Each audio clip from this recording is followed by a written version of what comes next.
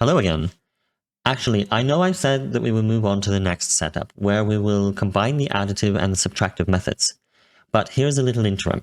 I decided to also show you very quickly a setup that, in my view, is a good example of how not to try to combine things. And I decided to call this a naive additive setup. So let's remove in a little bit, so you can see probably from the text here. I hope this is visible in the video. So what you can see here, or what you're looking at, is a setup that uses the additive principle only. So these are just plus operations here. But it also mixes AOVs from different sets freely. And again, this is a setup I've seen in the show. It's just been adjusted to my render. Let's zoom in a little bit more. Let's have a look here. As you can see here, I've turned on the postage stamps on the shuffle nodes, which I normally don't do.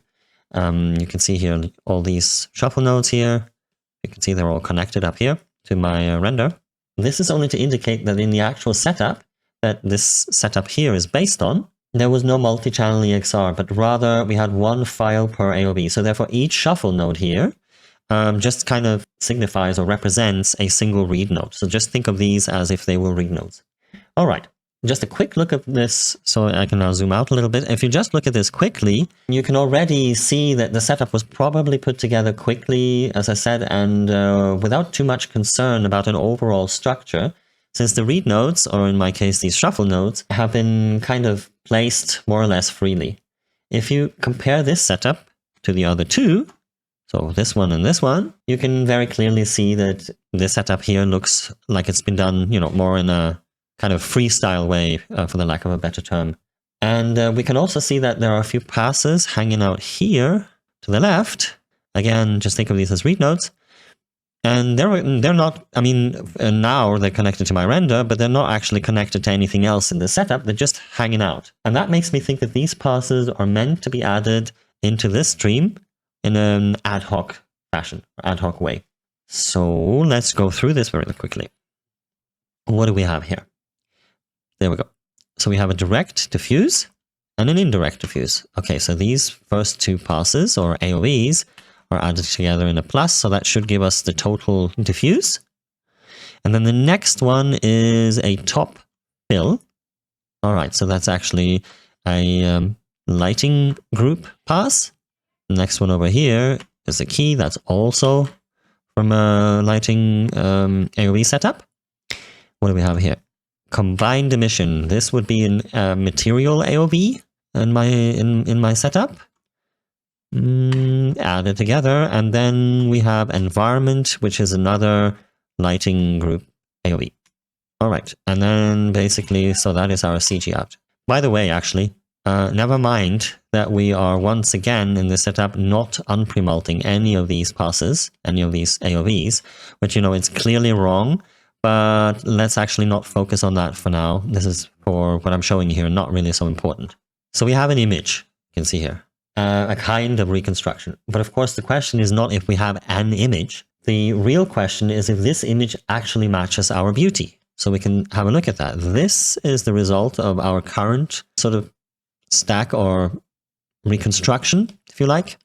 And this is the beauty. And you can see clearly they are not matching. We are, too bright in certain areas, we're matching information in other areas, etc.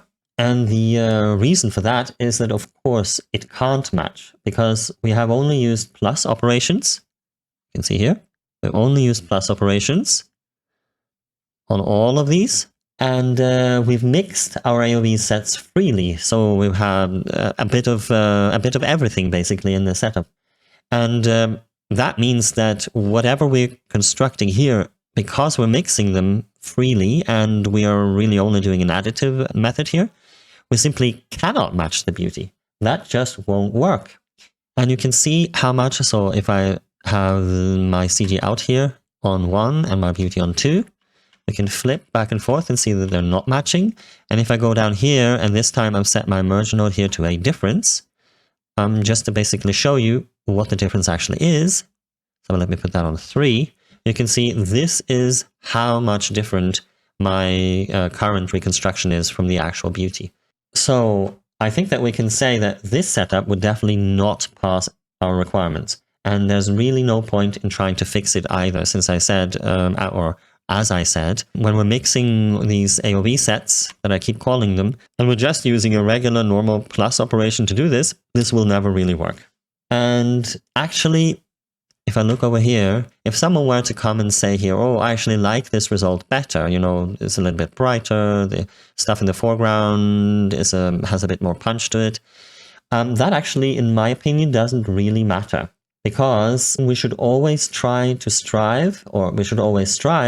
rebuild the beauty first to an actual match with the beauty render, this one, and then we do our creative and technical grading on top of that. We don't already in the beginning add our passes together arbitrarily. Now, just because if I now zoom out again, just think about this for a second.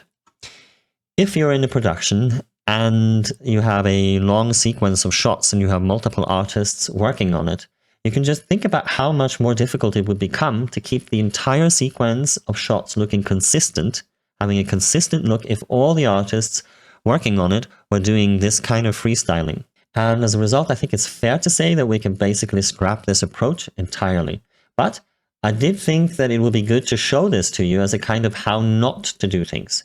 Before we take a look at a setup that combines both additive and subtractive methods and that actually does work, which we will do next.